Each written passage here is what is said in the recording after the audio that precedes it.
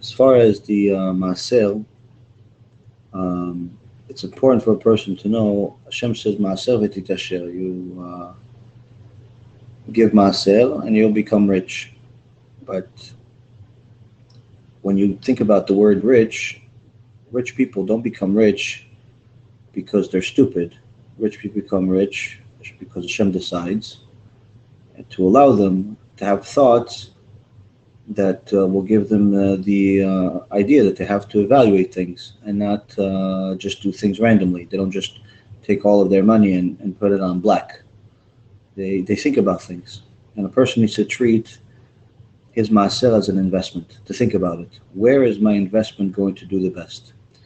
Now, if he gives it to, let's say, for example, to a Hanukkah party or something like that, or some type of event.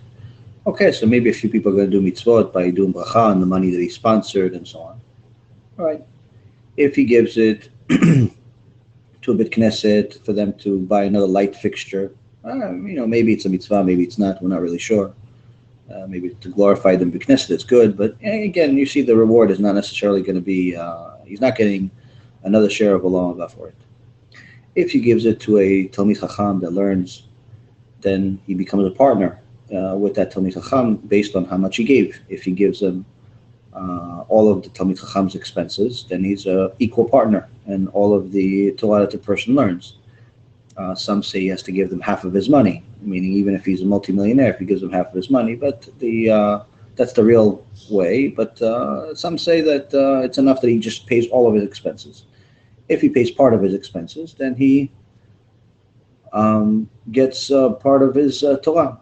Talmid Chacham learns Torah. He's making no less than 60,000 mitzvot per hour. Every word of the Torah that he reads is a mitzvah, every letter. Enormous. So already you see that Talmid Chacham is a much better investment than the Hanukkah party and then the shul light fixture and so on. But then you see someone that invests in kiruv, but not just any kiruv, but kiruv that actually works, kiruv that actually makes people do teshuvah. Now, Kadosh Baruch Hu tells the prophet Jeremiah, "Im totzia kal mizolel kepi tiyeh." If you bring someone that used to be a sinner and make him into a precious person, into a Baal Teshuvah, you'll be like my mouth. So that means that a person that helps another person do teshuvah, either by giving money to a kiruv organization that actually gets people to do teshuvah, or sponsoring CDs that help people do teshuvah, or publicizing a video and so on, and he helps even one person do teshuvah. Let's say for every 1,000 CDs, only one person does teshuvah. That means that every single mitzvah that person that did teshuvah will do also goes to the account of the person that donated that money. Not every letter in the Torah that he learns. If he becomes Talmid Chacham, it's even more so. But the point is that every mitzvah he does, and every mitzvah that his kids are going to do, and his grandkids are going to do, and forever. Now this not only shows that the investment is much greater, but there's an added benefit to it. The prophet Yechezkel says to us, don't let the sins of your past be the stumbling block of your future. The problem is that all of us have sins, especially before we did teshuvah. And a person does teshuvah, let's say he starts keeping Shabbat at the age of 30, but that means that he violated Shabbat, if he's a guy, it's 17 years that he was obligated to keep Shabbat. So although he's going to keep Shabbat for, let's say, the next 70 years, that's fantastic, it's great. When he goes to Shamayim, he's still going to be missing 17 years of Shabbat. There's a deficit in his account. What are you going to do with that deficit? It doesn't just disappear. So the prophet Yechezkel says, don't let the sins of your past be the stumbling block of your future. Don't let those 17 years ruin what the future could be, because you'll have good olam haba, but you still have a deficit. Don't let that. Don't show up to Shamayim with a deficit. When you invest into kiruv, that means that his mitzvah of Shabbat, the person that does teshuvah and keeps Shabbat from now on, every time he keeps Shabbat, that Shabbat goes to your account. So that means that you keep Shabbat, he keeps Shabbat. Every Shabbat you get 2 Shabbats. He's got 3, 4, 5 kids.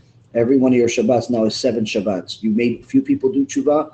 You got yourself hundreds of Shabbats every week that you're keeping, And before you know it, you've not only made up for 17 years worth of Chilul Shabbat or many, many other sins that a person can do. Gamablit, Hashem Yishmor V'Yatzil, an average teenager can do it once or twice a day. By the time he realizes that he has to watch our shiurim and do teshuvah, he's already in his 20s and he's did a Gamablit countless times. How is he going to fix all of this? Okay, he stopped down, but what about the future? When he gives people the CDs to stop wasting seed, that means that every time they would have done it, goes to his account. He's fixing it. 1, 2, 3.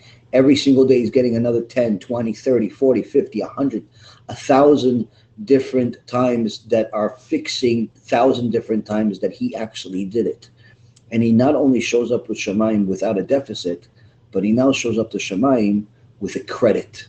And this is why many people that are great in Torah tell people to, when you pray and you want to mention a tzaddik, pray in the merit of the tzaddik, not to the tzaddik. What do you mean the merit of the tzaddik? Convince the tzaddik to share some of his merits with you. Why share your merits with you?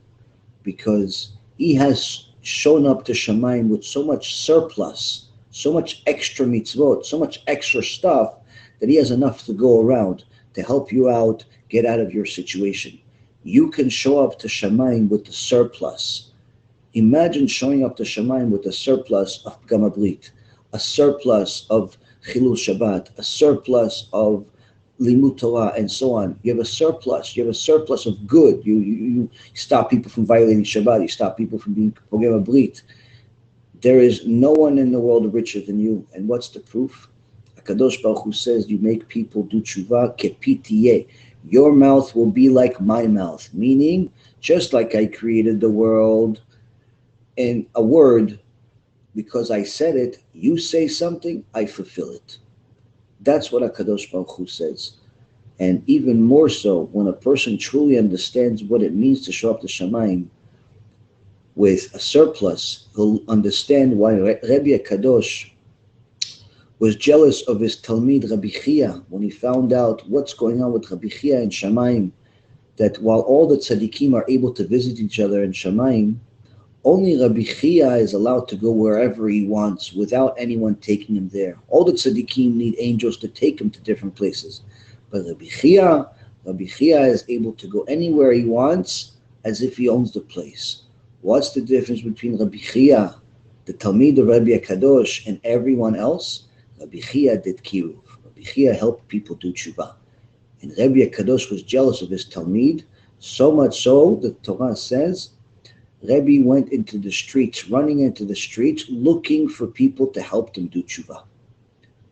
That's the significance of somebody that understands that when he's investing his tzedaka, when he's investing his MaAser, he has to invest in the place that's going to get him the most amount of reward, the most amount of schar, but even more so, the most amount of protection for the mistakes that he made.